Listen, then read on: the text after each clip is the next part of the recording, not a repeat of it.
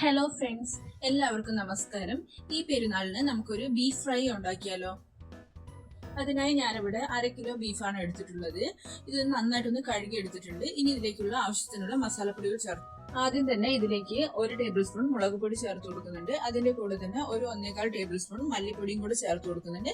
കൂടെ തന്നെ ഒരു 1/2 ടേബിൾ സ്പൂൺ മഞ്ഞൾപ്പൊടിയും കൂടെ ചേർത്ത് കൊടുക്കുന്നുണ്ട്. ഇനി ഇതിലേക്ക് വീട്ടിൽ തന്നെ പൊടിച്ച് റെഡിയാക്കി എടുത്തിട്ടുള്ള ഒരു ഗരം മസാല 1 ടേബിൾ സ്പൂൺ ചേർത്ത് കൊടുക്കുന്നുണ്ട്. ഇനി ഇതിലേക്ക് കുറച്ച് കറിവേപ്പിലയും അതിന്റെ കൂടെ തന്നെ ക്രഷ് ചെയ്ത് വെച്ചിരിക്കുന്ന പെരിഞ്ചീരകത്തിന്റെ പൗഡറും കൂടെ ചേർത്ത് കൊടുക്കുന്നുണ്ട്.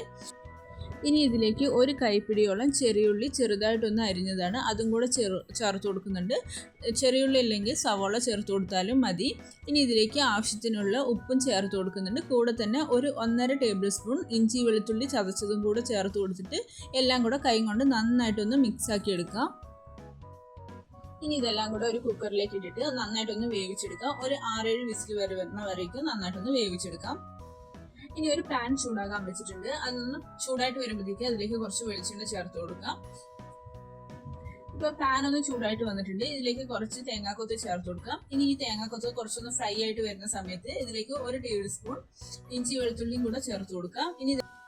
ഇനി ഇതിലേക്ക് ക്രഷ് ചെയ്ത് വെച്ചിരിക്കുന്ന വറ്റൽമുളകും കൂടെ ചേർത്ത് കൊടുക്കാം. ഇതെല്ലാം ആയിട്ടുണ്ട്. ഇനി ഇതിലേക്ക് നേരത്തെ തന്നെ വേവിച്ച് വെച്ചിരിക്കുന്ന ബീഫ് ഒന്ന് ചേർത്ത് കൊടുക്കാം. ഇനി ഇത് നന്നായിട്ടൊന്ന് വഴറ്റിയെടുക്കാം. നന്നായിട്ടൊന്ന് ഫ്രൈ ആയിട്ട് വരുന്നത് വരെ ഒന്ന് വേവിച്ചെടുക്കാം. വെള്ളമൊന്നും ചേർത്ത് കൊടുക്കേണ്ട ആവശ്യമില്ല. ഇപ്പൊ ചെറുതായിട്ട് എണ്ണയൊക്കെ ഒന്ന് തെളിഞ്ഞു വരുന്നുണ്ട്. ഈ ഒരു സമയത്ത് ഇതിലേക്ക് ആവശ്യത്തിനുള്ള കുരുമുളകും കൂടെ ചേർത്ത് കൊടുക്കാം. നമുക്ക് എരിവിന് ആവശ്യത്തിനുള്ള കുരുമുളക് ചേർത്ത് കൊടുക്കാം.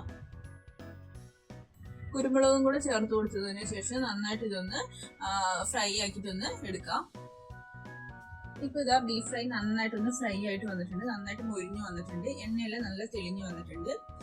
സിമ്പിൾ ആയിട്ട് ഉണ്ടാക്കിയെടുക്കാൻ പറ്റുന്ന ഒരു ബീഫ് ഫ്രൈ ആണ്. ഇതെല്ലാവരും ഒന്ന് ട്രൈ ചെയ്ത് നോക്കണം. നല്ല ടേസ്റ്റി ആയിട്ടുള്ള ഒരു ബീഫ് ഫ്രൈ ആണ്.